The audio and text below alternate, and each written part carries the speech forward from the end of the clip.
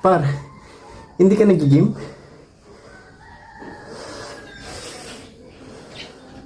Okay lang yan. You look perfect just the way you are. Tsaka tama yung naging desisyon mo ng January, par. Nag-gym ka lang na isang beses, nag-picture, tapos hindi ka na bumalik. Kasi, sabi mo ng New Year's resolution mo, magbabalik alindog ka na sa 2025.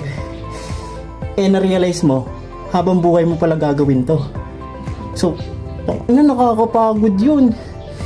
Eh di, naisip mo, mas maganda humika na lang, tapos mag-scroll sa TikTok. Mas okay yun eh. Karamihan ng mga matatandang may diabetes tsaka high blood. Mga hindi sila talaga nag-exercise nun. So, pagtanda mo pa naman yun, eh, hindi ka naman naabot sa pagtanda. So, wala kang paproblemahin. Tuloy mo lang. Tsaka ano naman kung tumataba ka, it doesn't affect your worth. Confidence is the key. Your body, your rules.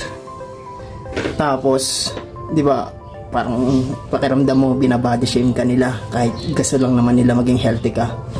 So, pinipilit ka nila, eh ayaw mo nga. Ang sabihin mo, ayoko, gusto ko masarap yung kinakain ko. Ganun. Tapos sabihin mo, aanhin ko yung healthy katawan kung masasagasaan lang din naman ako o babarilin ako.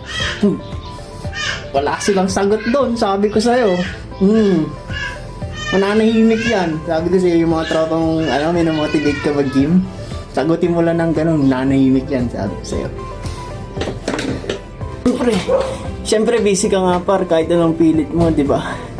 Siyempre, makakapag-live ka lang naman pag may sakit ka. So, hindi mo kailangan ng gym membership. Ang kailangan mo, pampa-hospital. Eh, busy ka eh.